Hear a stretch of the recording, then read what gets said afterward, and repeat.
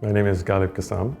I'm the Executive Vice President and Chief Information Officer for the Los Angeles Times. I am responsible for a number of different practices, primarily digital engineering. I'm responsible for data analytics. I'm responsible for most of the traditional IT operations. I have 8 direct reports that do all the heavy lifting for us.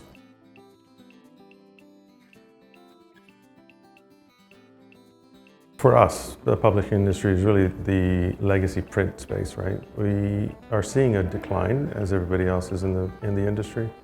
We are doing everything we can in terms of trying to transform the way we actually do work. So LA Times, incredibly important brand. We've really transformed to identify ourselves as a content creation company. We create Pulitzer Prize-winning content multiple times. And what we are fundamentally focused on now is determining the best way to deliver that content. It used to be print, right? So you generate the paper, go deliver it. Now we're doing that for a lot of our customers that continue to want to see the paper. But we are in fact producing that content on multiple media platforms. And it's proven to be quite profitable. I think the challenge is first and foremost maintain the business, allowing the print and some of the other areas of legacy continue to operate, and operate at the best, most efficient way as possible, and then turn around and take a look and see how do you actually invest in some of the other areas and some of the other platforms. Growing business, a lot of different technologies coming out, really trying to understand which are the best ones, leveraging them and testing them, using them as quickly as possible. Gone are the days where you really picked a product, evaluated it for 6 months, figured out how to implement it, it took a year. Those days are gone. You get a product, figure it out, try and put it in as quickly as possible, get the adoption from the business. And in many cases, a lot of those ideas come from the business. They've found something, they're talking to their peers and other platforms and other medias, and they come back and say, hey, we should give this thing a try. Very quickly try and put together a quick POC, make it work. Then it really has to be a good collaboration. So from my vantage point, the challenge is more around making sure we provide the capabilities so that they can actually do what they do very best at.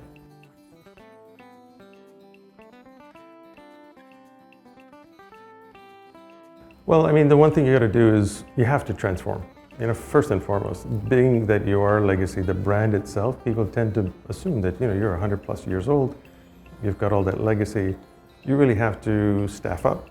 You have to have the best and the brightest, not losing sight of the fact that you still have a profitable piece of the work, a profitable piece of the business that's actually the print side of it. But you really need to be able to focus on some of these other things and compete with those that are born digital. It's not impossible to do. It's just really a proper mindset. And the senior leadership at LA Times, very focused on that.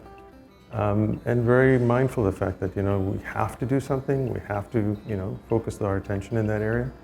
And again, across the newsroom, across the business, everybody's on the same page. Good strategy going forward.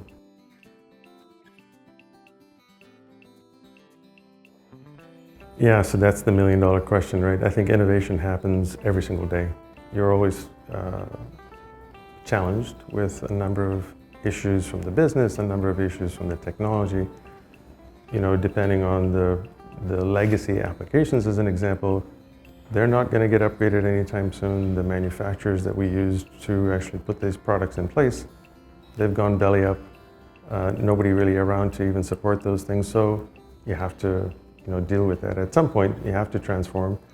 You really have to take a look and see if that legacy application of the business that it supports is something that's going to last the next 1 to 3 years, 3 to 5, then you have to invest. And if the margins are there, makes no sense. It's the right answer. If there's an ROI, you have to get on with it. If there's no ROI, at some point, you've just got to, rip the bandage off.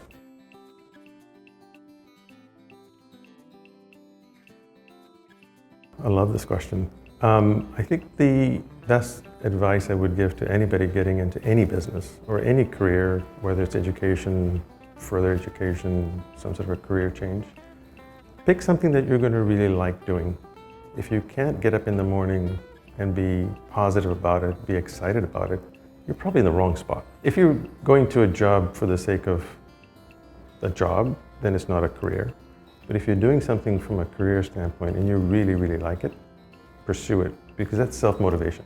You're gonna wanna be even better at it.